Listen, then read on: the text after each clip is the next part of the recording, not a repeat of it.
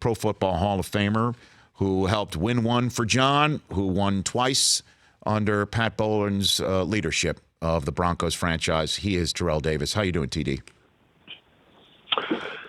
Hey, good morning, Rich. Doing okay.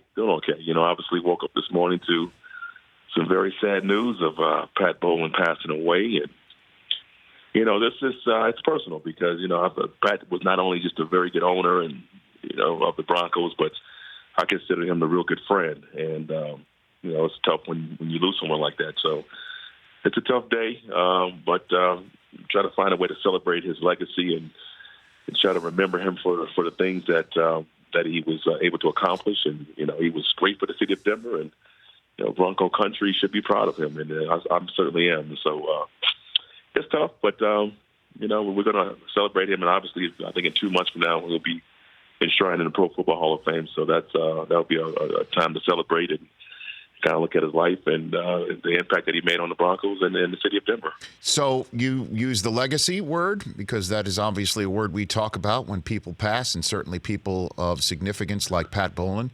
What would you describe his legacy to be, TD? Yeah, I think people probably didn't know, but, you know, Pat was on a number of committees, not only, you know, for the Broncos, but for the NFL. You know, he was instrumental in the NFL Network and some of the labor negotiations and the things that he was on so many committees, and he had his handprint on a lot of things that we kind of see today in the NFL. You know, Sunday Night Football, some of the packages that we now get the chance to enjoy.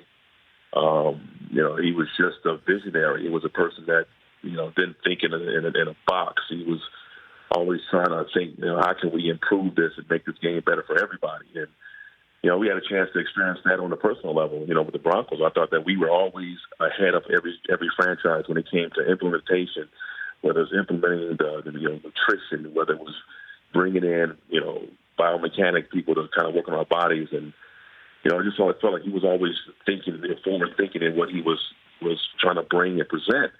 And he always, you know, super competitor, but always wanted to give us every tool and asset that we can have to be successful.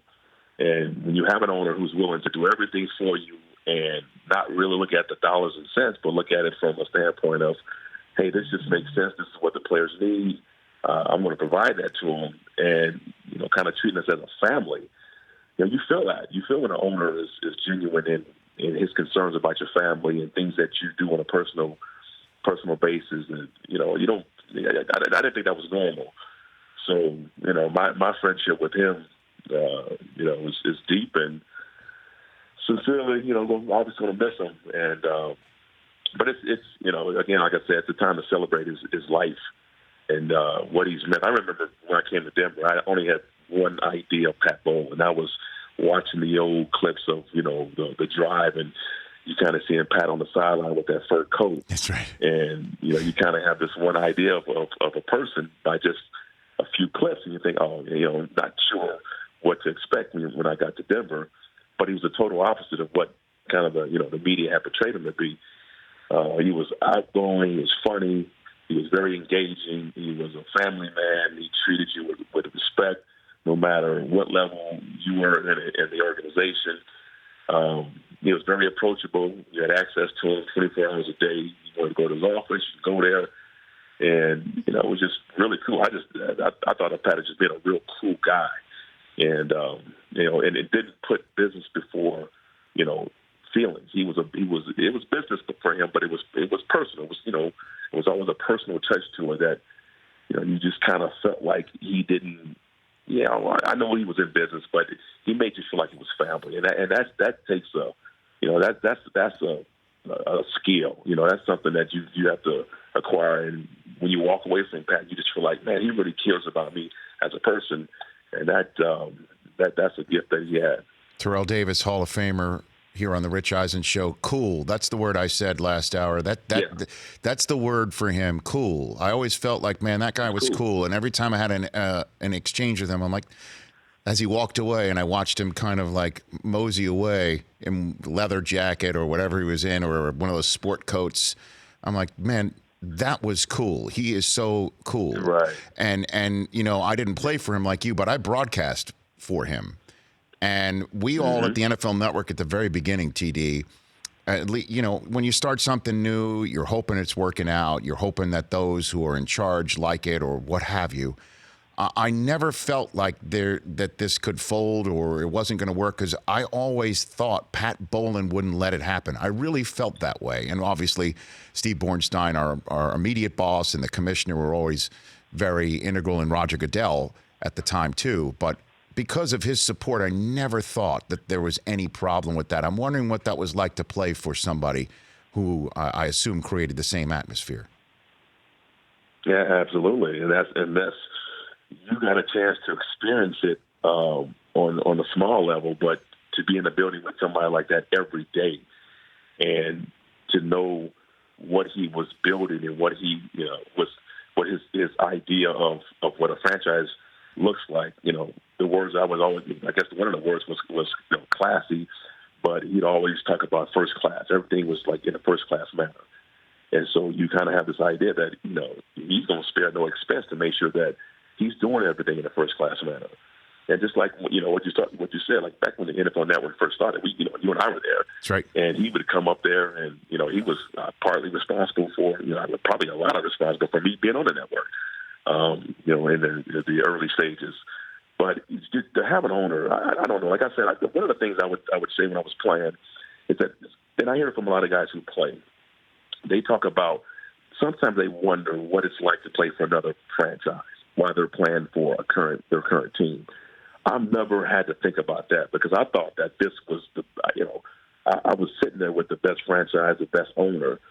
So I never ever thought about, I wonder what it felt like to play for the Cowboys. I never thought about that because when you have it so good where you are, you don't never allow that thought to enter your brain. Because I have people who come to Denver and they would always compliment us or comment on, I can't believe you guys got like this here. And when you look at franchises that are successful, just look at the ownership. Look at the ownership because that's the spear. That's where it starts. It starts up top and it trickles down. And everything that's happened in Denver, from the winning percentage, 300 wins in the first 30 years, the Super Bowl appearances, the championships, all of that stuff, it starts with Pat Bowlen. It starts with the ownership. So that should tell you a lot about Mr. B. And, I have a little personal story. When I went to have my surgery in 1999 after I tore my ACL, the first phone call I received when I came out of surgery was from Pat Bowlen. So that tells you the type of man he is, to care about you. And it was a genuine concern. It wasn't just a passing, hey, how you doing, call you a generic name or a number. He called you by your name. He asked you questions about your family. He did his homework to go out of his way to make sure he knew everything about you. And you have to imagine how that feels as a player, when he has to know all the players on his roster. And he did a great job of engaging players and making them feel special. And, I can't say enough great things about Pat Bowlen. I asked this question. I know it's a sensitive one, too, TD, Terrell Davis here on the Rich Eisen Show. Did he know that he was enshrined, that he was voted into the Hall of Fame? Do you know if he knew that? I don't know that. I don't know that. And that was, that's obviously when you remember in 2017 when I went up and, I did my enshrinement speech, I mentioned that. I was like, hey, it's about time we put Pat in the Hall of Fame because I knew his health was failing. And, you wanted to make sure that he recognized it, that he was aware of what was happening. Mm-hmm. And, that was important to me. And so I don't know if he was aware of that. I certainly hope he was, but I don't know. I have no way of knowing that. But, I hope wherever he is and he's looking down on us right now that he can certainly look back and be proud of himself. Because we certainly are proud of Pat Bowlen and obviously an enshrinement. I think it's in 2 months from now. Yep. Get a chance to look down on that event and just smile. I was going to say, how special is that weekend going to be in Canton? The celebration. Yeah, it's going to be awesome. Champ going in too. Awesome. I mean, it's going to be a whole big Broncos palooza. TD. Oh yeah, it's going to be orange. It's just a sea of orange. It'll be Bronco country through and through, and the way that's the way it should be. It's going to be a fun time to celebrate his life and his legacy, and I'll be there, and you'll be there. I'll be there. Yeah, the Broncos. I'm sure Bronco Country's going to come in droves.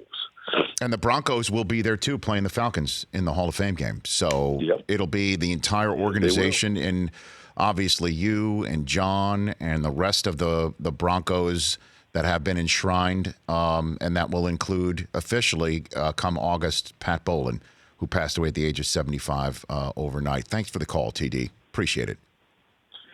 No problem, Rich. You're the best. You're the best. Thanks for the call. That's Terrell Davis, Hall of Famer, 2-time Super Bowl champion, Super Bowl MVP, and all-around great individual. For more of The Rich Eisen Show, tune to Audience Channel 239 on DirecTV for free on BR Live or download the Rich Eisen Show app.